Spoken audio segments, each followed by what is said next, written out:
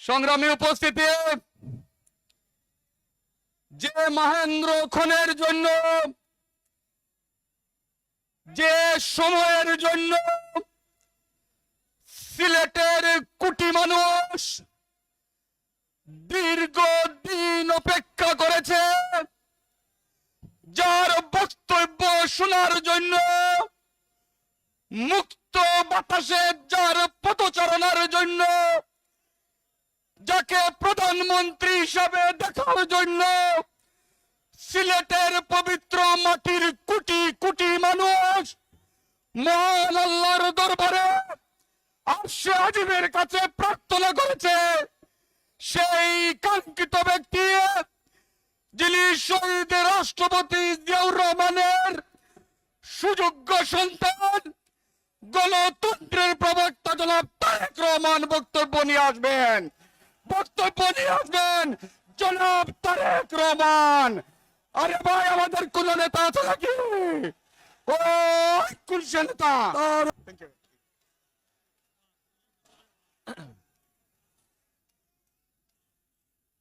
বিসমিল্লাহির রহমানির রহিম। আজকের এই জনসভার সভাপতি সাহেব, মঞ্চে উপস্থিত নেতৃবৃন্দ, আপনার এত ধীরে ধীরে আমি বলতে পারবো, বসে যান। হ্যাঁ, বেস্ট।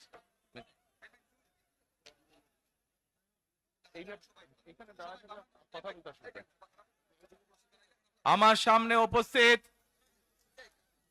মুরব্বীবর্গ, এই মাঠের মধ্যে, মাঠের বাইরে উপস্থিত লাখো ভাই বোনেরা, সাংবাদিক ভাইরা, ধানের শীষের ভোটাররা, আসসালাম আলাইকুম। আসসালাম আলাইকুম।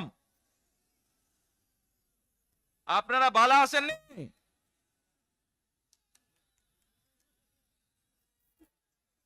আলহামদুলিল্লাহ।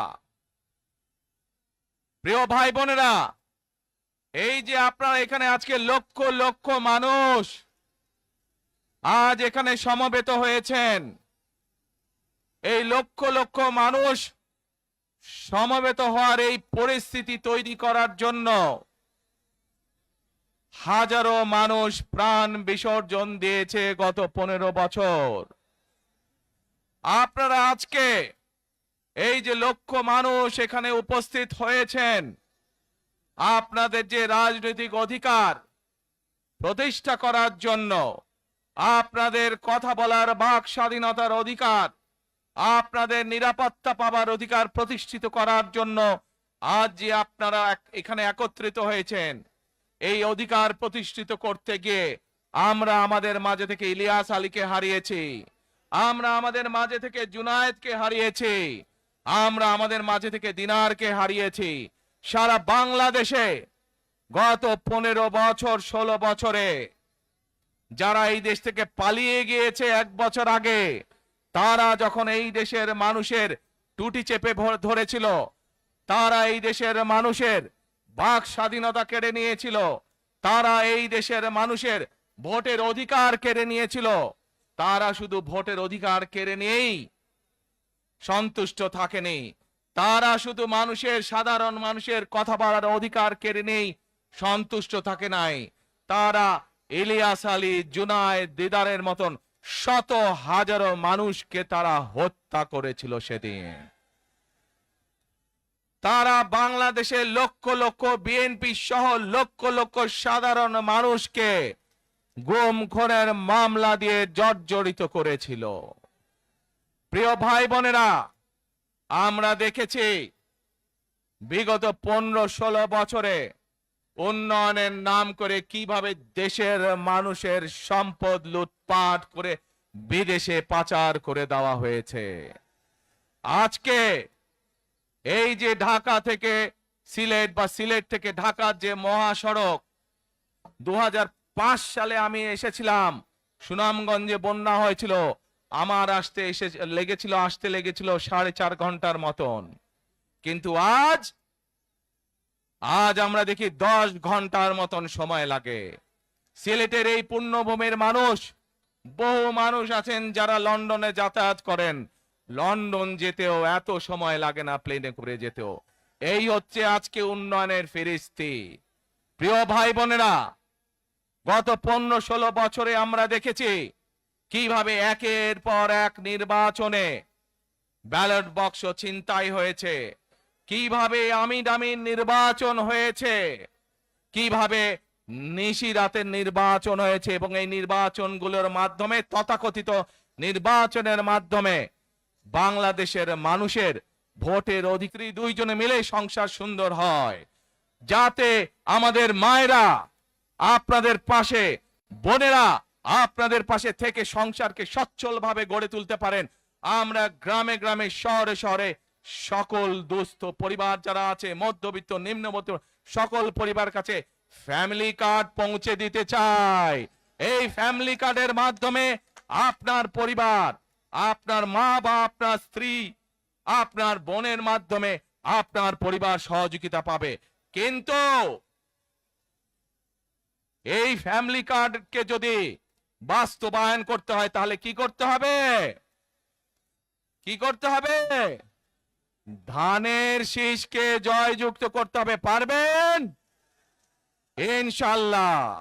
প্রিয় ভাই বোনেরা, কৃষক ভাইদেরকে যেমন কৃষি কার্ড দিতে চাই আমরা সহযোগিতা করার জন্য, মা বোনদেরকে দেশনেত্রী খালেদা জিয়া যখন দেশ পরিচালনার দায়িত্বে ছিলেন, মা বোনদেরকে বিনামূল্যে শিক্ষার ব্যবস্থা করে দিয়েছিলেন, মনে আছে? এখানে বহু মা বোন আছে সেই সময় যারা এই সুবিধা পেয়েছিলেন। আপনাদের ঘরে বহু মা বোন আছে যারা সেই সুবিধা পেয়েছিলেন। আজ সেই মা বোনদেরকে আমরা ফ্যামিলি কার্ডের মাধ্যমে খালেদা জিয়ার সরকার শিক্ষার সুযোগ করে দিয়েছিলেন। আপনাদের আগামী দিনের ধানের শীষের সরকার, বিএনপি সরকার, সেই শিক্ষিত মা বোনদেরকে, সেই মা বোনদেরকে, সকল মা বোনদেরকে অর্থনৈতিকভাবে আমরা স্বাবলম্বী করে গড়ে তুলতে চাই। প্রিয় ভাই বোনেরা, আসেন এবার টেক ব্যাক বাংলাদেশের আরেকটি কাজ বাকি আছে। সেই কাজ হচ্ছে আমাদের দেশের লক্ষ লক্ষ যুবক যুবতী অর্থাৎ তরুণ সমাজের সদস্যরা, যুব সমাজের সদস্যরা, লক্ষ লক্ষ সদস্যরা বেকার হয়ে বসে আছেন, আছে না? এই বেকারদের জন্য আমরা কর্মসংস্থান তৈরি করতে চাই। সিলেটের মানুষ আজান দিচ্ছেন, ও আচ্ছা, এই মসজিদের আজান। আচ্ছা প্রিয় ভাই বোনেরা, এই দরগার মসজিদের আজান শুরু হলে আমরা কিছুক্ষণ বিরতি দিব আজানটা শেষ না পর্যন্ত, তাহলে তার আগে বক্তব্য রাখি নাকি? আচ্ছা, এই যে লক্ষ লক্ষ ভাই বোনেরা, সিলেটের মানুষ, অধিকাংশ মানুষ কোথায় যায়? লন্ডনে, তাই না? আরো অন্য অন্য দেশে যায়। কিন্তু এই যে মানুষগুলা যাচ্ছে, এই মানুষগুলোকে আমরা বিভিন্ন ভাবে ট্রেনিং দিতে চাই। ট্রেনিং দিয়ে ভাষা শিক্ষার মাধ্যমে আমরা এই মানুষগুলোকে দক্ষ করে গড়ে তুলতে চাই। সিলেটের বহু মানুষ সৌদি আরব সহ মধ্যপ্রাচ্যেরও বিভিন্ন দেশে যায়।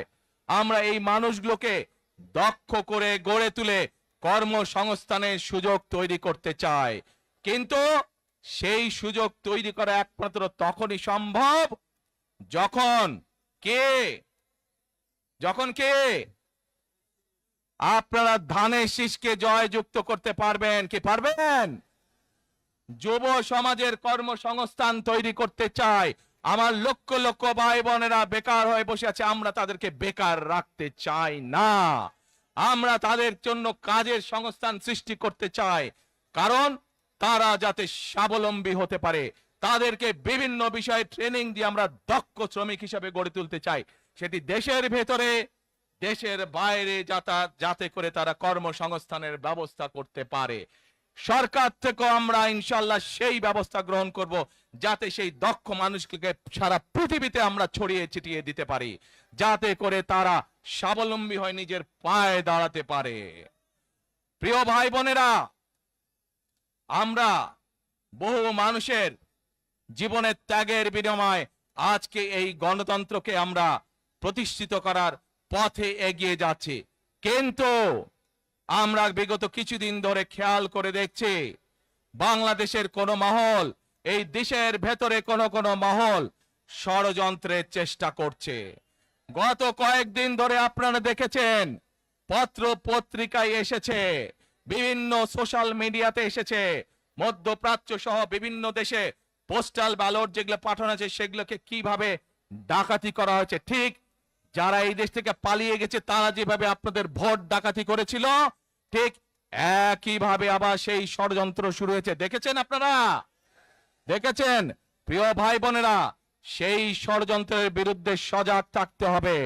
বিদেশে বসে তারা ষড়যন্ত্র করছে, একইভাবে আপনাদের আবার যে ইলিয়াস আলী, দিদার, জুনায়েদ সহ হাজারো মানুষের প্রাণের বিনিময়ে যে অধিকার আমরা অর্জন করেছি, 24-এর গণ আন্দোলনের, জনগণের আন্দোলনে এই সিলেট শহরে 13 জন আমাদের জীবন দান করেছে, 13টি প্রাণ ঝরে গিয়েছে আমাদের।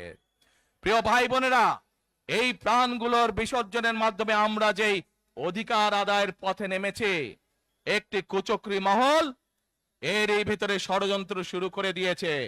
দেশের ভেতরেও তাদের ষড়যন্ত্র থেমে নেই, কিন্তু 2024 সালের 5ই আগস্ট এই বাংলাদেশের জনগণ প্রমাণ করে দিয়েছে যে বাংলাদেশের জনগণ ঐক্যবদ্ধ থাকলে, ঐক্যবদ্ধভাবে নেমে আসলে যে কোনো ষড়যন্ত্রকে বাংলাদেশের মানুষ প্রতিহত করতে পারে।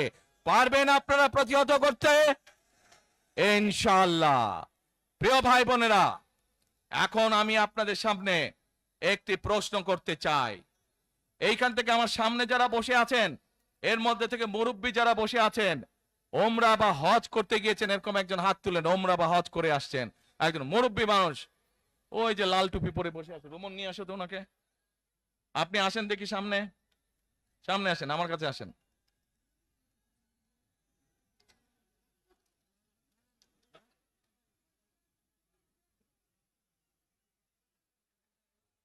মুঝে চশমা ঝুলছে, চশমা ঝুলছে।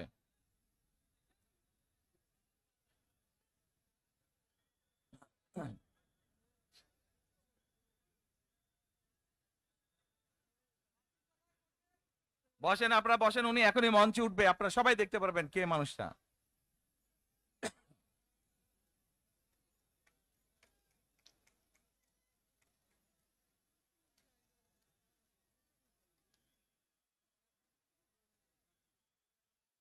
আসেন আসেন, দৌড় দৌড় দৌড় দৌড়, তাড়াতাড়ি, এই আজান দিবে এখন, দৌড় দৌড়, তাড়াতাড়ি তাড়াতাড়ি তাড়াতাড়ি আসেন। আসসালামু আলাইকুম, কি নাম আপনার? এটিএম হেলাল। ওই এইদিকে বলেন, এদিকে। এটিএম হেলাল, বাড়ি কই? সুনামগঞ্জ। বাড়ি সুনামগঞ্জ। সুনামগঞ্জ কোথায়? শান্তিগঞ্জ। এই সুনামগঞ্জের মানুষ আছে এখানে? এই- এই লোক আপনাদের মানুষ? আচ্ছা, এখন বলেন, কবে গেছিলেন আপনি? হজ না উমরায় গেছিলেন? উমরাতে গেছি 16তে, হজে গেছি 17তে। উমরাতে গেছেন 16তে, হজে গেছেন 17। এখন আমাকে বলেন, আপনি তো উমরা হজ করে আসছেন, যে মাইকের সামনে দাঁড়ান, আপনি কাবা শরীফে গেছেন, জি।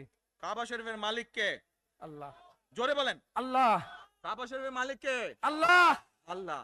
আমরা মুসলমান সবাই, এই দিন দুনিয়ার আমরা যে এই পৃথিবী দেখি, এই পৃথিবীর মালিক কে? আল্লাহ। এই সূর্য নক্ষত্র যা দেখি তার মালিক কে? আল্লাহ। বেহেশতের মালিক কে? আল্লাহ। দোজখের মালিক কে? আল্লাহ। আচ্ছা, দাঁড়ান, এবার আপনি বসেন এখানে। আপনারা সকলেই সাক্ষী দিলেন, দোজখের মালিক আল্লাহ, বেহেশতের মালিক আল্লাহ, এই পৃথিবীর মালিক আল্লাহ, কাবার মালিক আল্লাহ।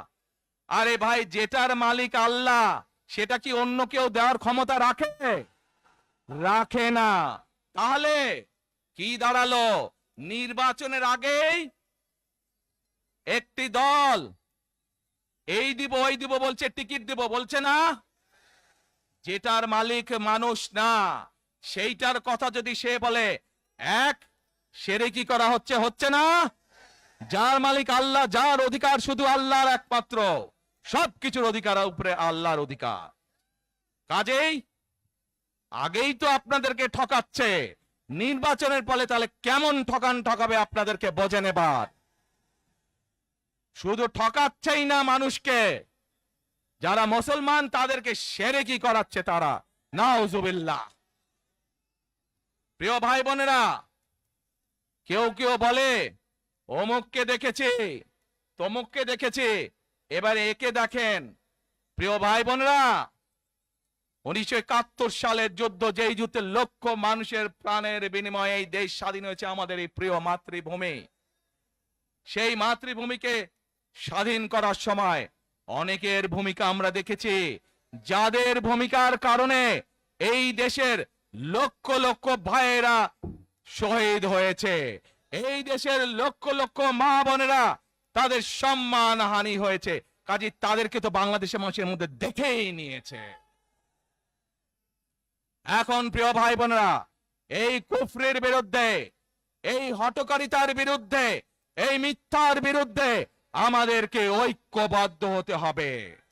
আমাদেরকে ওই যে টেক ব্যাক বাংলাদেশে থাকতে হবে। আমরা দেশকে স্বৈরাচার থেকে মুক্ত করেছি, এখন মানুষের অধিকারকে প্রতিষ্ঠিত করতে হবে। শুধু ভোট, শুধু কথা বলার অধিকার প্রতিষ্ঠিত করলে হবে না, মানুষকে স্বাবলম্বী করে নিজের পায়ে গড়ে তোলার ব্যবস্থা করতে হবে। প্রত্যেকটি মানুষ, বাংলাদেশের মানুষ যাতে ঠিকভাবে ভালোভাবে খেয়ে পড়ে বেঁচে থাকতে পারে, প্রত্যেকটি মানুষ যাতে নিরাপদে রাস্তায় চলতে পারে, সেই ব্যবস্থা করতে হবে। সেটাই হচ্ছে টেক ব্যাক বাংলাদেশ। আমরা বিগত 15 বছর দেখেছি, অমুককে বলে এসেছি তমুককে ক্ষমতায় রাখার জন্য, বলেছিল না? সেজন্যই বলেছি, দিল্লি নয়। আমরা দেখেছি যারা 71 সালে ছিল তারা কাদের সাথে লাইন দিয়েছিল, যাদের কথা একটু আগে বললাম, যারা মিথ্যা কথা বলে ঠকাচ্ছে মানুষকে, আমরা দেখেছি তাদের আস্তানা কোথায়। সেজন্যই বলেছি, যেমন দিল্লি নয় তেমন পিন্ডি নয়, নয় অন্য কোন দেশ, সবার আগে বাংলাদেশ। এবং যেহেতু আমরা বিশ্বাস করি দেশের মানুষই হচ্ছে আমাদের রাজনৈতিক সকল ক্ষমতার উৎস, সেজন্যই আমরা দেশের মানুষের ভাগ্য উন্নয়নে বিশ্বাস করি। এবং সংক্ষেপে আপনাদের সাথে যেই কথা বললাম, শুধু ভোট এবং কথা বলার অধিকার না, বিএনপি চায় আপনাদের দেশের মানুষকে অর্থনৈতিকভাবে স্বাবলম্বী করে তুলতে, দেশের নারী সমাজকে, মা বোনদেরকে, দেশের যুব সমাজকে, দেশের প্রত্যেকটি কৃষক সহ প্রত্যেকটি শ্রেণী পেশার মানুষকে বিএনপি চায় আগামী দিনে ইনশাআল্লাহ সরকার গঠন করে প্রত্যেকটি মানুষকে স্বাবলম্বী করে গড়ে তুলতে। প্রিয় ভাই বোনেরা, সেজন্যই আমরা আরেকটি কথা বলি,